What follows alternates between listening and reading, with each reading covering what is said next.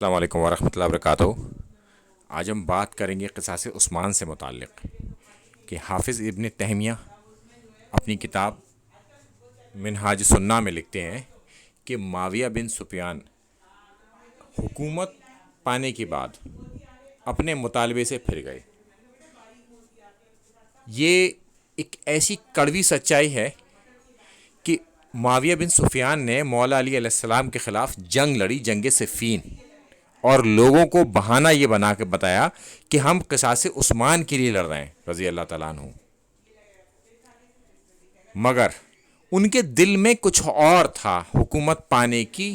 لالچ جسے کہتے ہیں،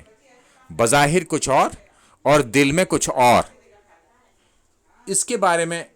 حافظ ابن تیمیہ لکھتے ہیں کہ اصل میں ہوا کیا، یہ پتہ کیسے چلا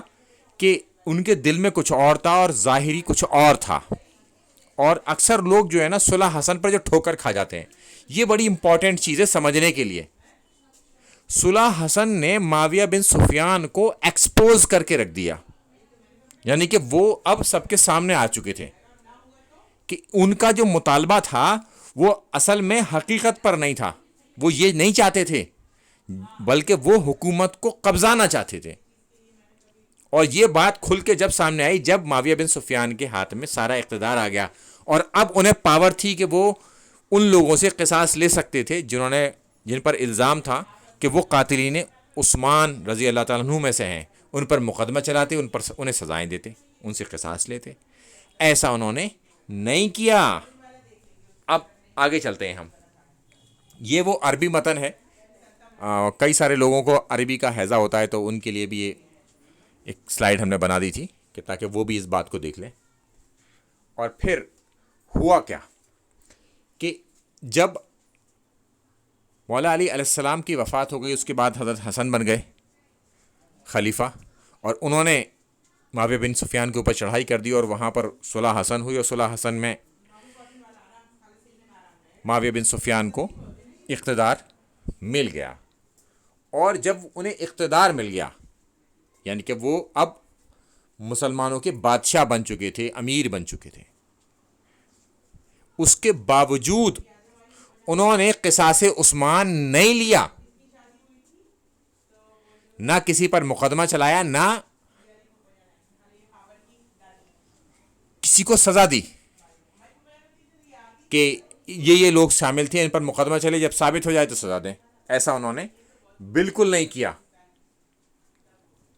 جب وہ حج کے لیے مدینہ گئے تو حضرت عثمان رضی اللہ تعالیٰ عنہ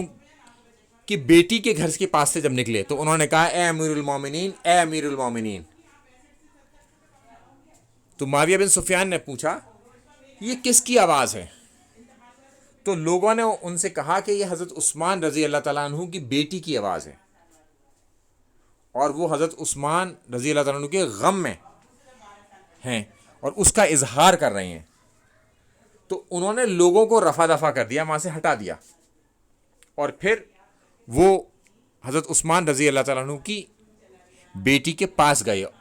اب آپ کو پتہ چلے گا کہ ہوا کیا۔ یہ ہے وہ ورڈکٹ کہ معاویہ بن سفیان نے کہا کہ اے میری چچا زاد بھائی کی بیٹی، لوگوں نے ہماری اطاعت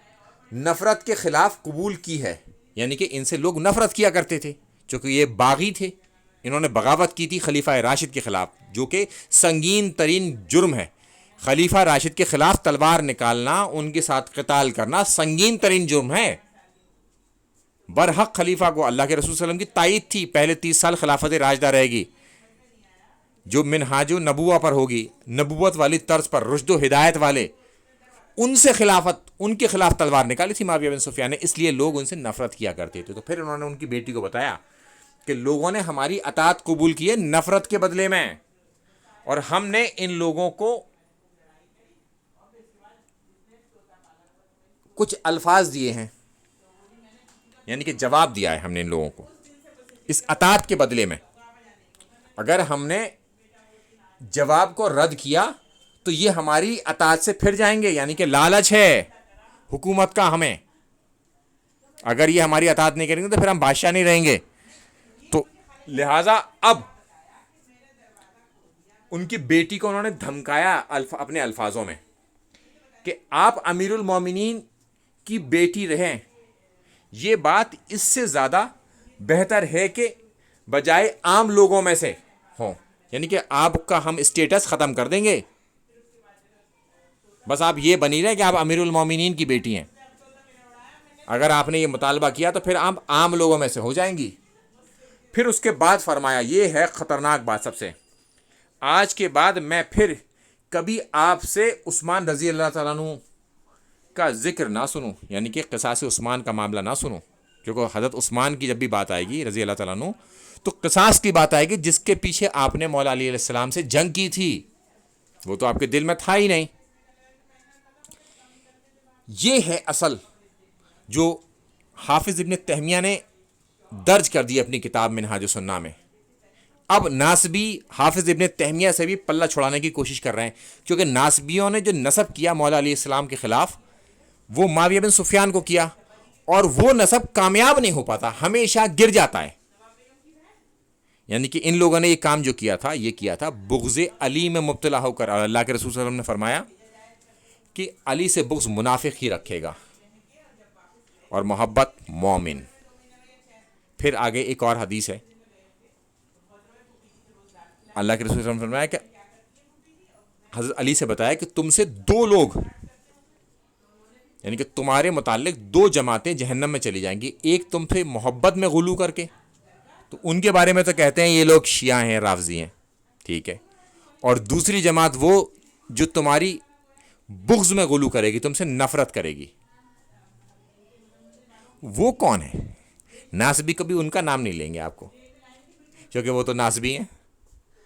السلام علیکم ورحمۃ اللہ وبرکاتہ۔